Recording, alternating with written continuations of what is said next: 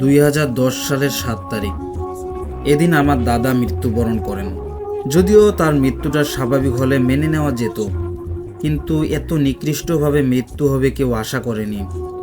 হাত দুইটা পেঁচিয়ে পেছনে আনা হয়েছে এবং পা ভেঙে মাথার উপরে এনেছে।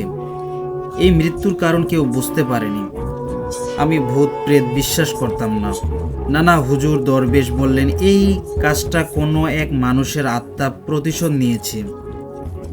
সবাই বিশ্বাস করলেও আমি করি নাই।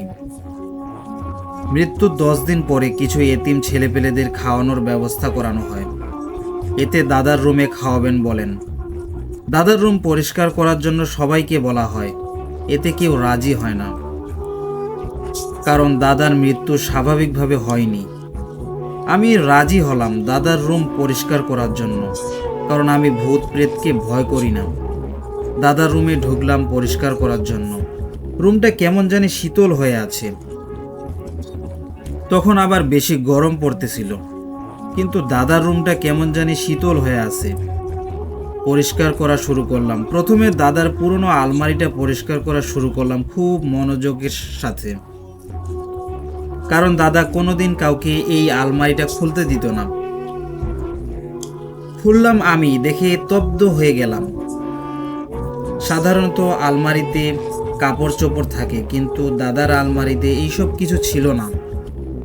ছিল ছবির অ্যালবাম, পুরনো একটা ক্যামেরা, ছোট একটা বক্সে কিছু চিঠি, পুরনো কিছু গিফট মাটির তৈরি। প্রথমে শুরু করলাম ছবির অ্যালবাম থেকে। দাদার সাথে অচেনা এক মহিলার ছবি। কয়েকটা পৃষ্ঠার ছবি দেখছি আর অবাক হচ্ছি। দাদার সাথে শুধু একজন মহিলা নয়, পরপর 10টা আছেন মহিলা। ছবির অ্যালবাম দেখা শেষ হলো, তারপর ছবির বক্স নিলাম। এক একটা পড়া শুরু করলাম, যা দেখে সম্পূর্ণ বোঝা যাচ্ছে প্রেম কাহিনী। তবে এক মহিলার চিঠি বেশি কথা যাইতেছিল, যার নাম হুমায়রা বানু। তার সব চিঠি একদিন জমা করলাম। তার চিঠি পড়তে লাগলাম, কোনো মতে একটা পড়লাম। বাবার ডাক শুনতে পেলাম,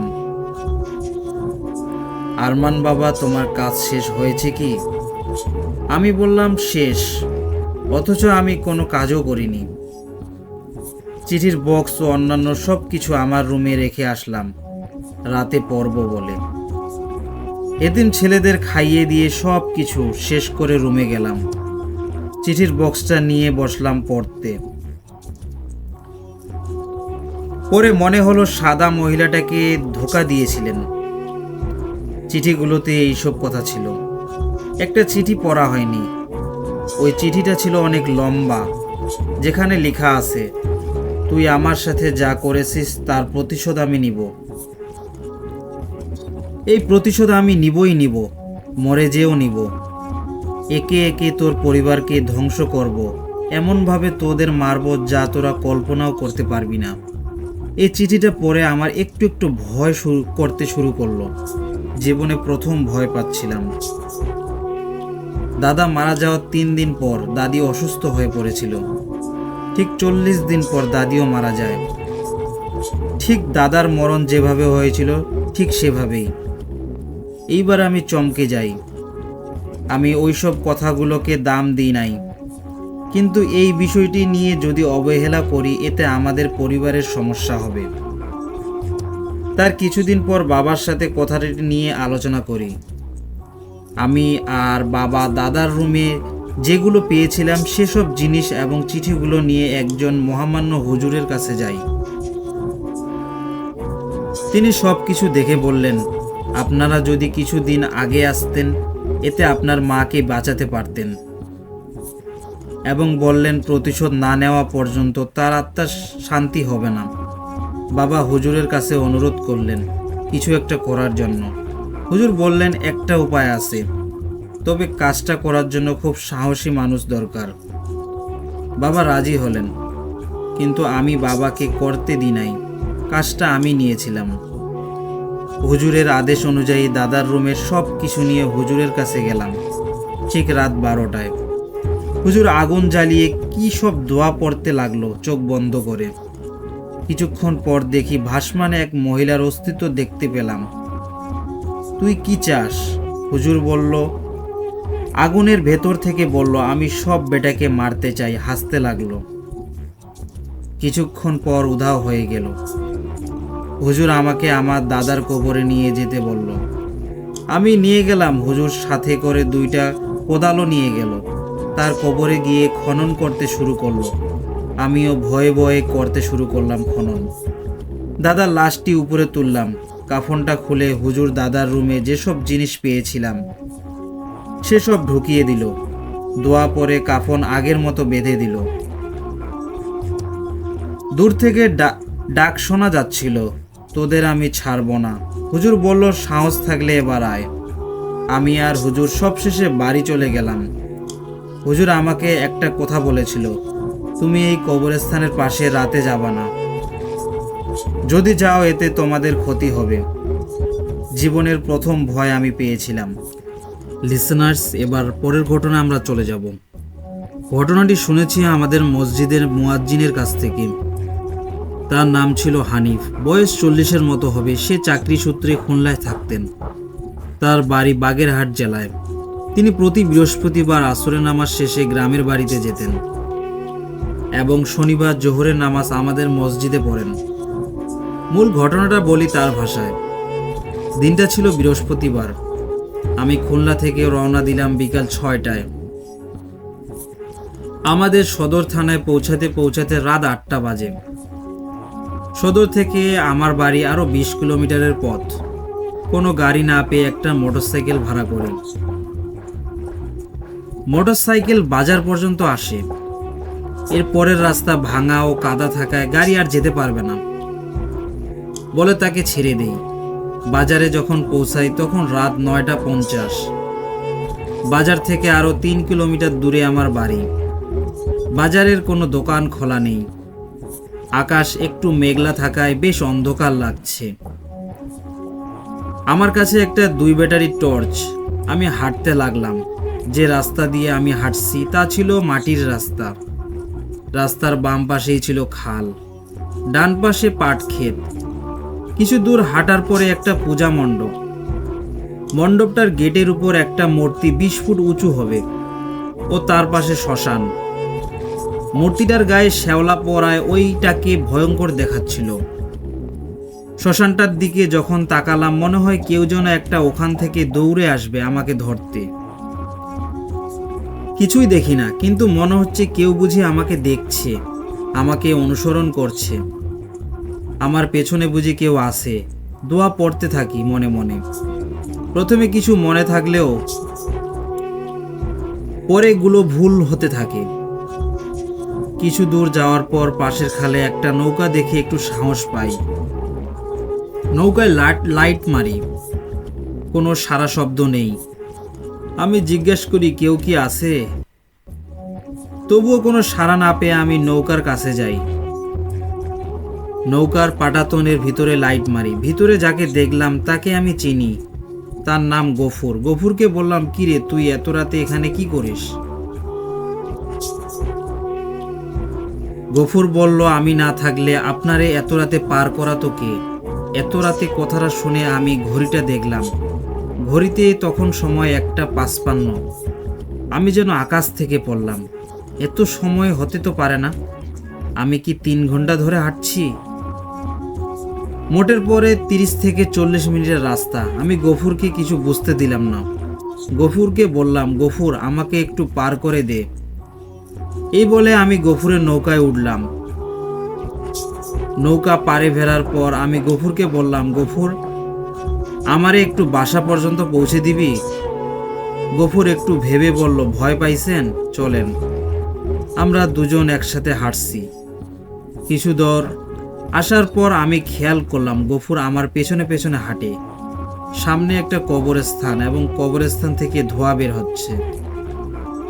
একটু যখন কাছে আসে লাইট মারলাম কবরের দিকে, দেখি একটি মেয়ে সাদা কাপড় পরা, চুলগুলো ছেড়ে দেওয়া, কবরস্থানের ভিতরে দাঁড়িয়ে আছে এবং হাত ইশারায় আমাকে ডাকছে।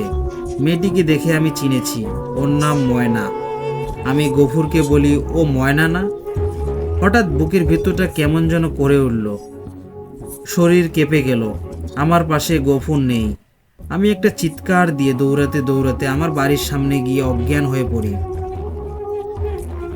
বাড়ির লোকজন আমাকে তুলে নিয়ে মাথায় পানি দেয়। কিছুক্ষণ পর আমার জ্ঞান ফিরলে আমি তাদের সব কিছু খুলে বলি।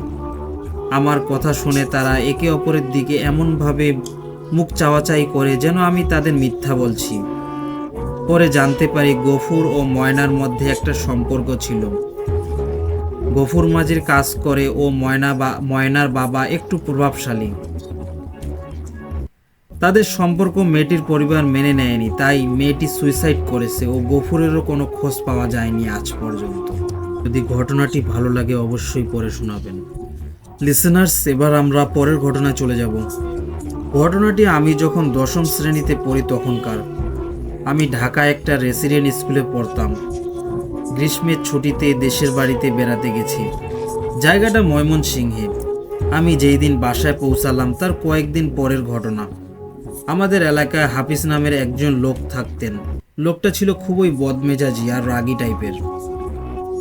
সবার সাথেই সে ঝগড়া করত, এমনকি নিজের ভাইয়ের সাথেও জমি সংক্রান্ত ব্যাপারে কদিন যাবৎ তার ঝগড়া লেগেছিল। হয়তো এত শত্রু থাকার কারণেই কে বা কারা তাকে জানি বাজার থেকে আসার সময় মেরে ফেলে দেয়। গ্রাম অঞ্চলের খুন, তাই পুলিশ এসে লাশটাকে পোস্টমর্টেমের জন্য লাশ কাটা ঘরে পাঠাতে চাইল। রাস্তা ভয়াবহ খারাপ থাকায় কোনো গাড়ি পাওয়া গেল না। শেষমেশ এক ভ্যান গাড়ি চালককে তারা রাজি করতে পারল লাশ নিয়ে যাবার জন্য। ভ্যান চালক ছিল জোয়ান তাগড়া মানুষ, তাই ভয়ভীতি তেমন একটা ছিল না তার মধ্যে। লাশ কাটা ঘরটা মোটামুটি ভালোই দূরে, আর যাওয়ার পথে রাস্তা একটা জঙ্গলের মতো জায়গা পড়ে। লাশ নিয়ে পরিবারের লোকদের কান্নাকাটি বিলাপের কারণে রওনা হতে হতে সন্ধ্যা হয়ে গেল। অনেকেই লাশ এত রাত্রে নিয়ে যেতে না করলেও ভ্যান চালক পাত্তা দিল না। নিজের সাহস দেখানোর জন্য তখনই রওনা হলো সে। বলা বাহুল্য, এত রাতে তার সাথে যাওয়ার মতো তেমন কেউ ছিল না, তাই সে একাই রওনা হলো লাশ নিয়ে। ঘটনার বাকি অংশটুকু ভ্যান চালকের মুখ থেকে শোনা। তার জবানবন্দিতে যা শুনতে পারলাম তা নিজের ভাষায় লিখতে চেষ্টা করছি। ভ্যান চালকের নাম ছিল নুরু। তো উনি রওনা হবার 30 মিনিটের মধ্যে অন্ধকার হয়ে গেল। তখন তিনি একটা হারিকেন জ্বালিয়ে সেটা ভ্যানের নিচে ঝুলিয়ে দিলেন। যারা গ্রামে গঞ্জে গেছেন তারা হয়তোবা দেখেছেন, যারা শহরে থাকেন তারা তো প্রায় কিছুই দেখেন না। মূল ঘটনায় ফিরে আসি। সেদিন ছিল পূর্ণিমার রাত, তাই রাস্তায় একদম ফকফকে দেখা যাচ্ছিল।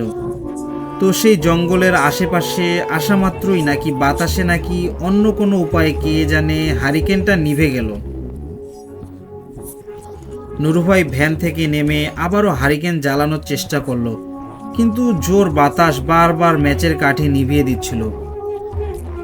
যখন নুরুভাই ম্যাচের কাঠি জ্বালানোর চেষ্টা করছিলেন তখন হঠাৎ ওনার মনে হলো লাশটা যেন খানিকটা নড়ে উঠল। গ্রাম্য আর কুসংস্কার আক্রান্ত হলেও নুরুভাই ছিলেন বিরাট সাহসী লোক, তাই তিনি মনকে সান্ত্বনা দিলেন যে ও কিছু না, শুধু ওই মনের ভুল। কিন্তু তবুও তার মনের মধ্যে একটা খটকা রয়ে গেল। হারিকেনটা শেষ পর্যন্ত জ্বালাতে না পেরে হাল ছেড়ে দিলেন তিনি। ভাবলেন চাঁদের আলোতেই কাজ চালিয়ে নিতে পারবেন। রাস্তাঘাট চাঁদের আলোতে পরিষ্কার দেখা যাচ্ছে, তাহলে আর বাড়তি আলোর দরকার কি। ভ্যান চালিয়ে কিছু দূর যাওয়ার পর হঠাৎ ওনার খটকা লাগলো।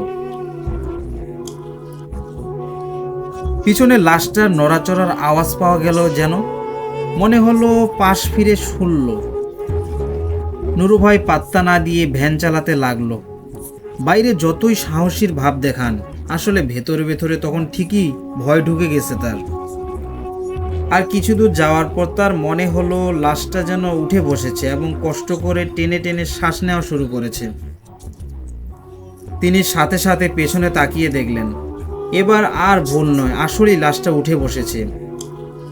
লাশের উপর থেকে কাপড়টা সরে গেছে, চাঁদের আলোয় পরিষ্কার দেখা যাচ্ছে মুখখানি।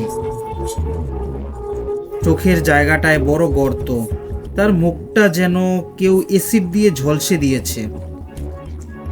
ওটা দেখে নুরু ভাই ভয়ে কাঁপাকাঁপি শুরু করে দিল। ভ্যান থেকে নেমে যেই দৌড় দিতে যাবে অমনি দেখলো লাশটা সামনের রাস্তায় পড়ে আছে, আড়াআড়ি ভাবে পথ আটকে। এটা দেখে পিছনে তাকিয়ে সে বলল, কি করা যায় এখন? লাশটা ভ্যানে নেই। উনি আর সহ্য করতে পারলেন না, ভয়ে দিকে দিকে জ্ঞান হারিয়ে দৌড় মারলেন। কোন দিক যাচ্ছেন তাতে তার কোনো হোশ নেই। কেবলই মনে হতে লাগলো পেছনে কে যেন দৌড়ে আসছে। সে দৌড়ের স্পিড বাড়িয়ে দিল। এভাবে কিছুক্ষণ ছোটার পর সে দূরে কিছু আলো দেখে সেদিকে রুদ্রশ্বাসে দৌড়াতে লাগলো। আলোটা আসছিল একটা বাড়ি থেকে। নুরু ভাই দৌড়ে গিয়ে একটা বাড়ির দরজায় ধাক্কা খেয়ে অজ্ঞান হয়ে গেলেন। শব্দ শুনে বাড়ির লোকজন বের হয়ে এলে নুরুকে অচেতন অবস্থায় পায়। সেবা যত্ন করার পর নুরু ভাইয়ের জ্ঞান ফিরে। তার মুখে ঘটনার বিস্তারিত শুনে বাড়ির জওয়ানরা মিলে বের হয় লাঠি সোঁটা নিয়ে, কিন্তু নুরু ভাইয়ের দেখানো মতো জায়গায় গিয়ে কিছুই দেখতে পেল না। শুধু দেখা গেল যে জায়গায় নুরু ভাই লাশটাকে শুয়ে দেখে রেখেছিল সে জায়গাটা কেমন যেন উঁচু হয়ে আছে। আমি নিজেও পরে জায়গাটা দেখেছিলাম, অনেকটা স্পিড ব্রেকারের মতো। ঘটনাটা এখানে শেষ হয়ে যেতে পারত, কিন্তু আর একটু ঘটনা বাকি রয়ে যায়। এর পরের বার যখন আমি বাসায় যাই তখন শুনি যে রাস্তার মাঝে উঁচু জায়গা থাকায় সমস্যা হচ্ছিল, তাই রাস্তা কেটে জায়গাটা সমান করে দেয়া হয়। কিন্তু এর পর দিনই আবার জায়গাটা উঁচু হয়ে যায়। আবারও গ্রামবাসী মিলে জায়গাটা কেটে সমান করে দেয়, কিন্তু কিছুদিন পর আবার সেই জায়গা আগের মতো উঁচু হয়ে যায়। এরপর গ্রামের সকলের উপস্থিতিতে একটা বড় গর্ত খোঁড়া হয়। খুঁড়ে সেখানে ওই হাফিজ নামক ব্যক্তির পচা গলা লাশ পাওয়া যায়। পরে তাকে ঠিক মতন দাফন করা হয়েছিল, আর রাস্তাটাও আর কখনো উঁচু হয়নি। এই ছিল আমার ঘটনা। যদি ভালো লাগে অবশ্যই পড়ে শোনাবেন। এবার আমরা আজকের পরের ঘটনায় চলে যাব। আমি তখন কলেজে ভর্তি হয়েছি মাত্র। আমার বাসা থেকে প্রায় 30 থেকে 40 কিলোমিটার দূরে কলেজ, তাই কলেজ আর প্রাইভেটের সুবাদে আমাকে মেসে থাকতে হয়। তো আমি কলেজে 1 কিলোমিটার দূরে একটা 3 তলা বিশিষ্ট মেসে উঠলাম। দ্বিতীয় তলায় খুব সুন্দর একটা রুম পেলাম। আমাদের মেস থেকে কিছু দূরেই চৌরাস্তা। আমি আর নীলিমা মানে মিতুর রুমমেট দুজন থাকি এই রুমটাতে। সেও আমার সাথেই পড়ে আর এখানে নতুন। দুজন মিলে খুব সুন্দর করে রুমটা সাজালাম। রুমের দরজার পাশেই আমার পড়ার টেবিল, আর পড়ার টেবিলের পিছনে আমাদের বিছানা, আর তারপর বিছানার সাথে যুক্ত নীলিমার পড়ার টেবিল। রুমের উত্তরে 2টি জানালা, জানালা খুললেই আকাশ দেখা যায়, আর একটু দূরে 2টো বড় নারিকেলের গাছ। নীলিমার সাথে আমার খুব ভালো সম্পর্ক তৈরি হয়ে গেল। 6 মাস খুব ভালোভাবে কেটে গেল। সবার সাথে খুব ভালো পরিচয় হয়ে গেছে। ঘটনাটা ঘটে তখনই। একদিন কলেজ প্রাইভেট শেষ করে সন্ধ্যায় ফিরে দেখি নীলিমা কাপড় গুছাচ্ছে। আমি তাকে বললাম, কিরে নীলু, বাসায় যাবি নাকি? আকাশের অবস্থাও তো ভালো না। সে বলল, বাবা ফোন করেছিল, যেতে বলল। কোনো কিছু হয়েছে কি? আরে না, এমনি যেতে বলল। আচ্ছা সাবধানে যাস, তাড়াতাড়ি পৌঁছিস, যে কোনো সময় ঝড় আসতে পারে। আচ্ছা। আরও কথা হলো এবং সে বাসার উদ্দেশ্যে রওনা হলো। তার বেরিয়ে যাওয়ার পরে কি মনে করে যেন আমার চোখ জানালায় চলে গেল। আমি স্পষ্ট দেখলাম নারিকেল গাছে একটা ঈগল বসে আমার দিকে তাকিয়ে আছে। জানালা দুটো বন্ধ করে দিলাম। যখন জানালা বন্ধ করতে যাই তখন একটা গরম নিঃশ্বাস আমার উপরে এসে পড়েছিল। হঠাৎ একটা অজানা ভয় কাজ করতে শুরু করলো। মনে হচ্ছে কেউ যেন আমার আশেপাশে আছে। এর কিছুক্ষণ পর বৃষ্টি শুরু হলো। আমি ভাবছি নীলিমা এতক্ষণে হয়তো গাড়িতে উঠে গেছে। তাই পড়ার টেবিলে বসলাম পড়তে। বাংলা বইটা বের করেছি, এমন সময় কারেন্টটা চলে গেল। আর তখন শুরু হলো ভীষণ বজ্রপাত। কিন্তু এই ঝড় বৃষ্টির রাতেও আমি বাইরে থেকে একটা কুকুরের কান্নার আওয়াজ শুনতে পেলাম। আমি জানালা খুলে দেখলাম একটা কুকুর আমার রুমের দিকে তাকিয়েই এমন করে কাঁদছে। আমি হঠাৎ বিদ্যুতের আলোতে দেখতে পেলাম ঈগলটা এখনো সেই গাছে বসে আছে। একটা অশরীরীর ভয় আমাকে যেন জড়িয়ে ধরছে। সাথে সাথে জানালা বন্ধ করে দেই। আমি ভয়ে ভয়ে মোমবাতি নিয়ে পড়তে বসলাম। এমন সময় দরজায় ধাক্কা দিয়ে মিতু মিতু করে কে যেন ডাকলো। আমি দরজা খুলতেই দেখি নীলিমা। আমি বললাম, নীলু, ভালোই হয়েছে তুই এসেছিস রে। এমন ভিজতে ভিজতে ফিরে আসলি কেন? আরে রাস্তায় কোনো গাড়ি পেলাম না রে। শুন না, আমার ক্ষুধা লাগছে খুব খুব। আচ্ছা তুই চেঞ্জ কর, আমার খাবারটা খাইস। আমার কেন জানি আজ খেতে ইচ্ছে করছে না। এরপর নীলু চেঞ্জ করে আমার টেবিল থেকে আমার খাবারটা নিয়ে একটা মোমবাতি জ্বালিয়ে খেতে শুরু করলো। আমি আবার পড়ায় মনোযোগ দিলাম আর ভাবলাম, যাক বাবা, ভয়টা কাটলো।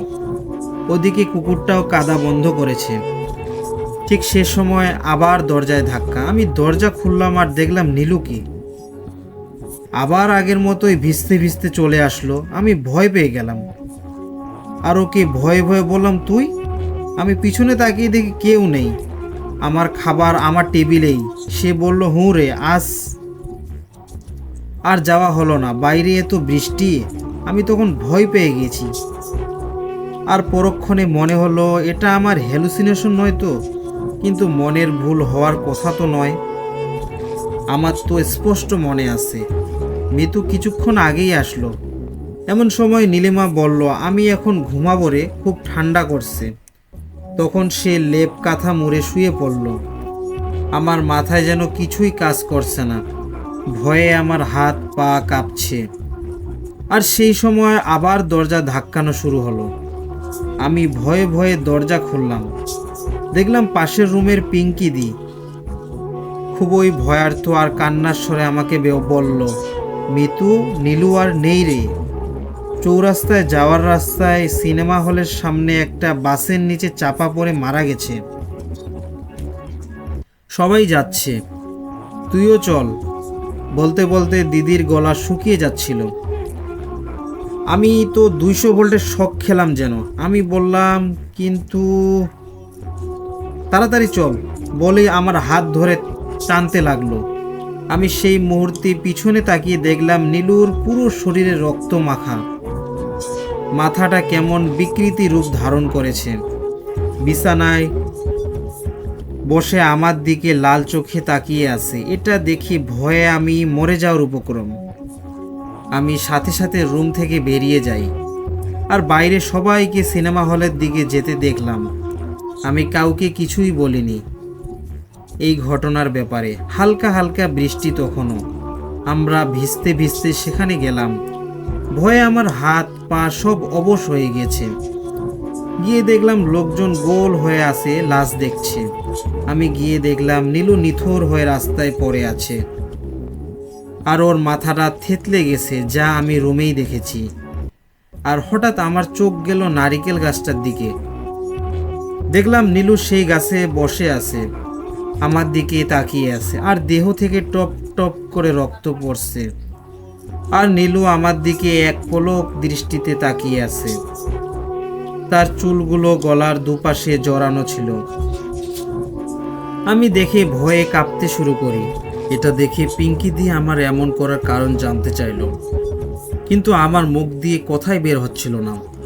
আমি শুধু আঙ্গুল উঁচু করে নারিকেল গাছের দিকে দেখাই আর ওরা কিছুই দেখতে পায় না, কিন্তু আমি স্পষ্ট দেখতে পাচ্ছিলাম নীলু আমার দিকে রক্তবর্ণ চোখ দিয়ে তাকিয়ে আছে। পরে আর আমার কিছু মনে নেই, কিভাবে যেন আমার দু চোখ বন্ধ হয়ে এলো। পরে দিনের বেলা চোখ খুলে পিঙ্কিদির বিছানায়। আমার পরিবারের সবাই আছে আর মেসের সবাই আছে। আমি সবাইকে সব ঘটনা খুলে বলি। এরপর আমায় বাড়িতে নিয়ে আসা হয়। পরে আমি ওই মেস ছেড়ে কলেজ হোস্টেলে উঠি। লিসেনার্স, এবার আমরা আজকের পরের ঘটনায় চলে যাব। সময়টা ছিল শ্রাবণের মাঝামাঝি কোনো এক বৃষ্টি ঝরা রাতের ঘটনা। সেদিন রাতে হিরু কাকা বাজার থেকে ইলিশ মাছ কিনেছিল, কিন্তু শ্রাবণের জলধারা সেই সন্ধ্যা থেকেই বিরতিহীনভাবে ঝরছিল। সেজন্য হিরু কাকা বাজারে আটকা পড়ে যায়। সেদিন বাড়ি থেকে ছাতি আর টর্চ লাইটটা আনতে মনে ছিল না তার। আর ওইদিকে সেই সন্ধ্যা থেকে বৃষ্টি শুরু হওয়ার ফলে সে মাছ কিনে বাজারেই বসে আছে। এক পর্যায়ে অসহ্য হয়ে যায় সে। অতঃপর ম্যাচ ও বিড়ির প্যাকেটটা একটা পলিথিনে মুড়িয়ে নিয়ে এবং পরনের লুঙ্গিটা ভালো করে নেংটি মেরে মাছের ব্যাগটা হাতে নিয়ে বৃষ্টির মধ্যেই বাড়ির দিকে গমন করলো সে। অবশ্য তার আগেও অনেকে ঠিক এভাবে নেংটি মেরেই ভিজে ভিজে যে যার বাড়িতে চলে গিয়েছিল। কিন্তু হিরু কাকা বৃষ্টি কমে যাওয়ার অপেক্ষা করতে গিয়ে একটু বেশি দেরি হয়ে গেছে। এক তো গ্রামের বাজার, তার উপরে প্রচুর বৃষ্টি। বাজারে তেমন লোকজনও নেই, প্রায় সবাই যে যার বাড়িতে চলে গেছে। তাই হিরু কাকাও বাড়ির উদ্দেশ্যে হাঁটা শুরু করলো। আর ঠিক তখনই পাশের বাড়ির নাজিমকে দেখতে পেল সে। নাজিম আর হিরু কাকার বাড়ি একদম পাশাপাশি। সে নাজিমকে জিজ্ঞাসা করলো, কিরে নাজিম, বাড়িতে যাবি না? হয় কাকা জামু, তবে বৃষ্টিতে ভেস্তে মায় মানা হরছে। ও আচ্ছা, তাইলে বৃষ্টি কমলে হেইবার পর যাইবস। আচ্ছা জামুয়ানে। অতঃপর হিরু কাকা সেই বৃষ্টিতে ভিজে খুব দ্রুত হাঁটা শুরু করলো। গ্রামের আঁকাবাঁকা কাঁচা সরু পথ, বাজার থেকে প্রায় 1.5 মাইলের মতো রাস্তা। এই রাস্তায় কখনো জঙ্গল, কখনো বা ময়দান, আবার কখনো সাঁকো, কখনো বা কালভার্ট পড়ে। হিরু কাকা এমনিতেও প্রচণ্ড সাহসী মানুষ। ভয় ভীতি তাকে কখনোই স্পর্শ করতে পারত না। কিন্তু সেদিন রাতটা একটু বেশি অন্ধকারাচ্ছন্ন ছিল। বৃষ্টি যদিও একটু কমে গেছে, কিন্তু আকাশের গর্জনটা এখনো কমেনি। ঠাডা পড়ার মতো আকাশে বিদ্যুৎ চমকাচ্ছে, আর সেই সাথে ভয়ঙ্কর শব্দে গর্জে উঠছে আকাশটাও। হিরু কাকা বৃষ্টি ভেজা পিচ্ছিল রাস্তা ধরেই বাড়ির দিকে হেঁটে চলছিল। মাঝে মাঝে চোখ যেন একদম ঝাপসা হয়ে যায় তার। আকাশের বিদ্যুৎ চমকানোর আলোতে রাস্তাটা এক পলক দেখে নিয়ে একটু সামনে হাঁটে। আবার যখন রাস্তার দিক দক্ষিণে হারিয়ে ফেলে, তখন আবারও বিদ্যুৎ চমকানো আলোর জন্য অপেক্ষা করতে থাকে সে। এভাবে করে ধীরে ধীরে অনেকটা পথ চলে এসেছে, কিন্তু সামনে একটা বাঁশের সাঁকো পাড়ি দিতে হবে। তাই সে পা থেকে স্যান্ডেল জোড়া খুলে হাতে নিল। এবার সাঁকোতে উঠে ঠিক মাঝ বরাবর আসতে হিরু কাকা লক্ষ্য করল কে যেন সাঁকোর বাঁশ ধরে পিছন থেকে জোরে ঝাঁকি দিচ্ছে। সে শক্ত করে সাঁকোর বাঁশ ধরে পিছনে তাকালো, কিন্তু অন্ধকারে কাউকে দেখতে পাচ্ছিল না। তাই সে আপন মনে সাঁকো পাড়ি দিয়ে রাস্তায় উঠে দাঁড়ালো এবং পিছনে ফিরে বিদ্যুৎ চমকানোর আলোতে দেখতে পেল কে যেন সাঁকো পাড়ি দিয়ে তার দিকে এগিয়ে আসতেছে। কাকা তাকে ডাক দিয়ে জিজ্ঞেস করলো, এ মনু, কেডা তুই? কাকু মুই মুই। কেডা নাজিম? হয় কাকু মুই। তুই কেডা ওই রকম হাক্কালারা দেশ কে আয়? অত একটু ফাইজলামি হরসালাম বেডা ডাঙ্কর ওইসো হেননা চ্যাংরামি ছাড়ছিলা। হ্যাঁ, এত হত্ত হরাই লাগে। তা কাকুর ব্যাগে কি লইছো? আর কইন না বেটা, 2 হান ইলশা মাছ ক্যান্সালাম। হ্যাঁ, লইয়া দুর্গতির আর শেষ নাই। দুর্গতির আর দেখছোস ডাকি? হম্মে তো আরো দেখ পাওয়া নে। হয় বেটা, এত রাইতে ইয়া বাড়তে নেলে খালি সিদ্ধাত আর সিদ্ধাত। বাড়তে নেলে তো কিনে আগে হেয়া দেতো কাকু। এ বাড্ডা তুই কত তো কি আয়, হা হা হা হাসে তখন তারা। না, নাজিমের শেষের হাসিটা একটু কেন যেন অন্যরকম লাগলো। হিরু কাকার কাছে কেমন যেন ভয়ঙ্কর শব্দের হাসি ছিল। আর নাজিমের কণ্ঠস্বরটাও তো এমন না। এরকম 7-5 ভাবতে ভাবতে হিরু কাকার পাশ কাটিয়ে সামনের দিকে চলে গেল নাজিম। কাকা পিছন থেকে নাজিমকে ডাকলেন, এ বেডা খারা দেহি, মরায় এক লগে বাড়তে যাই, হয় ছ্যাং কইরা আও দেহি, বৃষ্টিতে বেশি বেজলে যায় খামার দেবানে। অতঃপর হিরু কাকা অন্ধকারের মধ্যেই দ্রুত হাঁটা শুরু করলেন, কিন্তু অবাক হলেন। সামনের দিকে এগিয়ে যাওয়ার পরেও নাজিমকে আর দেখতে পেল নাজিমকে কোথাও দেখতে পেল না সে। ভাবলেন নাজিম হয়তো আরো সামনে চলে গেছে। তাই সেও স্যান্ডেল জোড়া আবার পায়ে দিয়ে খুব দ্রুত এগিয়ে গেলেন সামনের দিকে। কিছু দূর যেতেই সে দেখতে পেলেন বাঁশঝাড় থেকে বড় একটা বাঁশ রাস্তার উপর পড়ে আছে।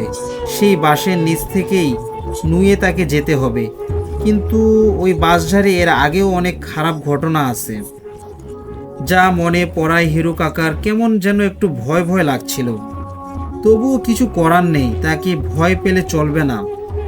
তাই বিদ্যুৎ চমকানোর আলোতে এক পলক দেখেই সে নুয়ে বাঁশঝাড় পার হয়ে রাস্তার ওই পারে চলে গেল। তারপর আবার জোরে হাঁটা শুরু করলো। কিন্তু তার কেন যেন মনে হলো পিছনে কেউ একজন আসতেছে। তাই সে আবার থমড়ে দাঁড়ালো। হ্যাঁ, বিদ্যুতের আলোতে দেখতে পেল কে যেন তার দিকে এগিয়ে আসতেছে, কিন্তু এত দূর থেকে চেহারা বোঝা যাচ্ছে না। কিন্তু একটু ভয় লাগলো তার। তাই সে কাঁপা কাঁপা গলায় জিজ্ঞেস করলো, এগে দু কেডা তুই? নাজিম হয় কাকু, মুই কমে গেছিলি বেটা, মতে গেছালাম। ও তয় আয় দেহি এক লগে যাই, মোর কেমন জানি লাগতেছে বেটা। তুমি হোমের দিকে আওগাও, মুই আইতে লাগছি। আচ্ছা আয় তুই। অতঃপর তার মনে আরো একটু সাহস এলো। সে সামনের দিকে হাঁটতে লাগলো এবং রাস্তায় একটা কালভার্ট আছে। সে প্রায় কালভার্টের কাছে চলে আসলো, কিন্তু হঠাৎ বিদ্যুতের আলোতে সে দেখতে পেল কালভার্টের উপর লম্বা কে যেন দাঁড়িয়ে আছে। তখন আবারও একটু ভয় লাগছিল তার, কিন্তু হঠাৎ পিছন থেকে নাজিমকে চলে আসতে দেখে সে বলল, এ বেটা তোর হাতটা ইত্তু মোড়ে দে দেহি, তোরে ধইরা এক লগে যাই, মোর কেমন জানি ভয় হরতে লাগছে। অতঃপর নাজিম কাছে আসলে সে তার হাতের কবজিটা শক্ত করে ধরতেই হিরু কাকা চমকে উঠলেন। অন্ধকারে তার চেহারা বা শরীরের আকৃতি বোঝা না গেলেও সে একটা জিনিস ঠিকই বুঝতে পারলেন যে এটা কোনো মানুষের হাত নয়।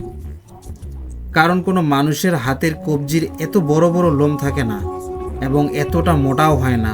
হঠাৎ হিরু কাকা একটা ভয়ঙ্কর ঘোঙানির আওয়াজ শুনতে পেল এবং সাথে সাথেই সে ওই হাতখানা ছেড়ে দিলেন।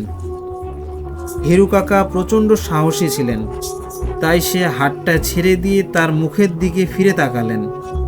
কিন্তু অন্ধকারে ওই জিনিসটার মুখ দেখা যাচ্ছিল না। কিন্তু ওই মুহূর্তে হঠাৎ বিদ্যুতের চমকানোর আলোতে হিরু কাকা তার সামনে দাঁড়ানো যা দেখলেন তার জন্য সে মোটেও প্রস্তুত ছিলেন না। খুবই বিভৎস আর ভয়ঙ্কর চেহারার একটি শ্যাডো দাঁড়িয়ে আছে তার একদম চোখের সামনে। হিরু কাকা শুধু এক পলক দেখেছে মাত্র, আর তাতেই তার মতো সাহসী মানুষটাও ভয়ে জোরে চিৎকার দিয়ে উঠল। সে ভয় পেয়েছিল ওই জিনিসটার হাসির শব্দ শুনে। হ্যাঁ, ওই খারাপ জিনিসটার দিকে হিরু কাকার যখন চোখে চোখ পড়েছিল তখন নাকি ও হাহা করে ভয়ঙ্কর শব্দে একটা হাসি দিয়েছিল। হিরু কাকা ভয়ে দিশেহারা হয়ে পড়েছিলেন তখন, এবং একটা চিৎকার মেরে সামনের দিকে দৌড় দিলেন। কিন্তু শ্যাওলা পড়া ওই পিচ্ছিল কালভার্টের উপরে হিরু কাকা স্লিপ খেয়ে পড়ে যায়। সে পড়ে গিয়ে তার হাঁটুতে ব্যথা পায় আর তার হাত থেকে মাছের ব্যাগটাও ছিটকে কালভার্টের উপরে পড়ে যায়। কিন্তু হিরু কাকা যখন ওই মাছের ব্যাগটা কালভার্টের উপর থেকে কুড়িয়ে আনতে যায়, ঠিক তখনই তার সামনে দাঁড়ানো এক জোড়া লোমযুক্ত পা হাতে লাগে তার। সে পা দুটি হাতিয়ে বুঝতে পারে এতে অনেক বড় বড় লোম আর বড় বড় নখ আছে। অমনি সে মাছের পুঁটলি ছেড়ে দিয়ে একটু দূরে সরে আসে। হিরু কাকার বর্ণনা অনুযায়ী ওই খারাপ জিনিসটার আকৃতি এমন ছিল যে সে যখন ওই জিনিসটার দিকে তাকালো তখন সে দেখতে পেল অনেকটা হনুমানের মতো কালো কুৎসিত চেহারা এবং বড় বড় লোম আছে। এমন একটা শ্যাডোর মতো দাঁড়ানো ছিল। দুটি বড় বড় চোখ ছিল যা একদম অগ্নিকুণ্ডের মতো লাল, আর মুখ থেকে লম্বা একটা জিহ্বা গলা পর্যন্ত ঝুলে আছে যা দিয়ে লালা ঝরছিল। তারপর নাকি অন্ধকারের মধ্যেই হিরু কাকাকে ওই কালভার্টের উপর একটা আছাড় মেরেছিল এবং সে ভয়ে দুর্বল হয়ে কাঁপতে কাঁপতে ওইখানেই অজ্ঞান হয়ে গিয়েছিল। কারণ হিরু কাকা আরও আগে থেকে খুবই ভয় পেয়েছিল। এমন ভয়ঙ্কর ঘটনা এর আগে কখনোই ঘটেনি তার জীবনে। তবে সে বুঝতে পেরেছিল যে তার কাছে ইলিশ মাছ থাকার কারণে ওই খারাপ জিনিসগুলো তাদের লোভ সামলাতে পারেনি। যাই হোক, তার বৃষ্টি কমলে বাজার থেকে কিছু মানুষ বাড়িতে ফেরার সময় হিরু কাকাকে ওইভাবে কালভার্টের উপরে পড়ে থাকতে দেখে। তাকে ধরে বাড়িতে নিয়ে যায়। এরপর ঘটনা সবাইকে খুলে বলার পর জানতে পারে ওই দিন রাতে নাজিম বাজারেই ছিল এবং ওই কালভার্টের উপরে শুধুমাত্র মাছের ব্যাগটাই পাওয়া গিয়েছিল, কিন্তু মাছগুলো উধাও হয়ে যায়। এটা আমাদের এলাকার বরিশালের হিরু কাকার জীবনে ঘটে যাওয়া একটি সত্য ঘটনা শেয়ার করলাম। লিসেনার্স, এবার আমরা আজকের শেষ ঘটনা তুলে ধরব। আশা করি ঘটনাটি সবাইকে চিন্তিত করে তুলবে। ঘটনাটি আমার দাদির মুখ থেকে শোনা। আমার দাদা বাড়ি হবিগঞ্জ জেলার চুনারুঘাট থানায়। তখন ছিল রমজান মাস। আমার দাদা আমাদের বাড়ি থেকে কিছু দূরে একটা মসজিদে এহেতেকাফে বসেছিলেন। মসজিদটি ছিল বেশ দূরেই। আশেপাশে তেমন বাড়িঘর ছিল না, কারণ আগের দিনে মসজিদের সংখ্যা খুব কম ছিল। এখানে মসজিদটি সম্পর্কে একটা কথা বলে রাখি, মসজিদটা ছিল অনেক পুরনো। যাই হোক, ঘটনায় ফিরে আসি। মসজিদের পাশেই দক্ষিণ দিকে ছিল একটা পুরনো ভাঙা কবরস্থান। গ্রামের লোকজনের আশপাশ দিয়ে খুবই কম যাওয়া আসা করত। মসজিদে দাদা একাই এহেতেকাফে বসেছিলেন। সেদিন তারাবিয়ের নামাজ শেষে সবাই যখন চলে গেল, দাদা একা একা মসজিদে বসে প্রতিদিনকার মতো দোয়া দরুদ পড়তে থাকেন। রাত আনুমানিক 2টার মতো তাহাজ্জুদ নামাজ পড়ার প্রস্তুতি নিচ্ছিলেন। হঠাৎ করে দক্ষিণ দিক থেকে একটা দমকা বাতাস এসে জানালার পাল্লাটা খুলে দিল এবং সাথে সাথেই জ্বলতে থাকা কুপিটিও বাতাসে নিভে গেল। যখন দাদা জানালাটি লাগাতে গেলেন তখন মসজিদের পাশের পুরনো কবরস্থানটির দিকে চোখ পড়ল। তিনি চাঁদের আলোতে পরিষ্কার দেখতে পেলেন কবরস্থানে নতুন একটি কবর খোঁড়া হচ্ছে এবং কবরের পাশে খাটিয়ার একটি লাশ রাখা। লাশের দুই পাশে অনেক মানুষ। দাদা মনে মনে ভাবলেন, এত রাতে আবার কে মারা গেল? আর মারা গেলেও তো তার জানার কথা। তাই ভাবলেন জানাজায় শরিক হবেন। কিন্তু হঠাৎ তিনি খেয়াল করলেন লাশের পাশে দাঁড়ানো মানুষগুলো কি যেন তর্ক বিতর্ক করছে দুটি দলে ভাগ হয়ে। তারপর মুহূর্তেই হঠাৎ করে আকাশে অনেক জোরে একটা বজ্রপাত হলো এবং আকাশ থেকে একটা লম্বা কালো হাতের মতো কিছু একটা বের হয়ে এসে লাশটাকে উপরে তুলে নিয়ে আকাশের সাথে মিলিয়ে গেল। সব কিছুই ঘটে গেল যেন মিনিটের মাঝে। এটা দেখে দাদা তাড়াতাড়ি জানালা বন্ধ করে দিলেন এবং দোয়া দরুদ পরে রাত পার করলেন। পরের দিন সকালে তিনি কবরস্থানে যেখানে ঘটনাটি ঘটেছিল সেখানে গেলেন। গিয়ে দেখলেন সব কিছুই স্বাভাবিক। নতুন কোনো কবরও খোঁড়া পেলেন না এবং কোনো অস্বাভাবিক কিছুই চোখে পড়ল না। দাদা কিছুটা চিন্তিত হলেন ব্যাপারটা নিয়ে। তারপর তিনি গ্রামের একজন বয়স্ক ব্যক্তির কাছে ঘটনাটি খুলে বললেন। লোকটি ঘটনাটির যা ব্যাখ্যা দিল তার সারমর্ম এরকম ছিল যে অনেক দিন আগে এই গ্রামে একটা লোক থাকতো। সে খুবই খারাপ প্রকৃতির ছিল। নামাজ রোজা কিছুই করতো না, বিভিন্ন খারাপ কাজে লিপ্ত থাকতো সব সময়। একদিন লোকটি মারা গেল। তখন গ্রামের কিছু লোক তার জানাজা ও কবর দেওয়ার ব্যবস্থা করতে গেলে গ্রামের আরেকটা দল লোকটাকে এই গ্রামে জানাজা ও কবর দিতে নিষেধ করল। তাদের মতে লোকটা যেহেতু নামাজ রোজা কিছুই পড়তো না, তাই তার ইসলামী মতে জানাজা ও কবর দেওয়া যাবে না। কিন্তু অন্য দল বলল লোকটা যেহেতু মুসলমান সেহেতু তার জানাজা ও কবর দেওয়া যাবে। এই দুই নিয়েই দলের মাঝে প্রচণ্ড বাকবিতণ্ডাটা শুরু হয়। এক পর্যায়ে মারামারির দিকে যেতে থাকে। তখনই হঠাৎ প্রচণ্ড জোরে বজ্রপাত শুরু হয়, চারদিক কালো হয়ে আসে। হঠাৎ বিদ্যুৎ চমকের সাথে আসমান থেকে একটা কালো মতো হাত এসে লোকটার লাশটাকে উপরে তুলে নিয়ে যায়। এই ঘটনার পর লোকজন প্রচণ্ড ভয় পেয়ে সেই স্থান ত্যাগ করে। কিন্তু এই ঘটনা অনেক দিন আগের, এমনকি ঘটনাটি বৃদ্ধ লোকটি শুনেছে তার বাবার মুখ থেকে। অনেকে এই ঘটনা ব্যাপারে জানে। বৃদ্ধ লোকটি বেশ অবাক হলো, কিন্তু দাদা কেন সেই ঘটনাটি পুনরাবৃত্তি দেখলেন তার কোনো ব্যাখ্যা দিতে পারেন নাই সেই বৃদ্ধ লোকটি। প্রিয় লিসেনার্স, ঘটনাগুলো ভালো লেগে থাকলে লাইক কমেন্ট করে আমাদের জানাবেন। আপনাদের লাইক কমেন্টগুলো আমাদের নতুন ঘটনা দিতে উৎসাহিত করে। আশা করি সবাই ভালো থাকবেন, সুস্থ থাকবেন এবং আমাদের ভূত এফএম এর সাথে থাকবেন। অনেক ধন্যবাদ সবাইকে।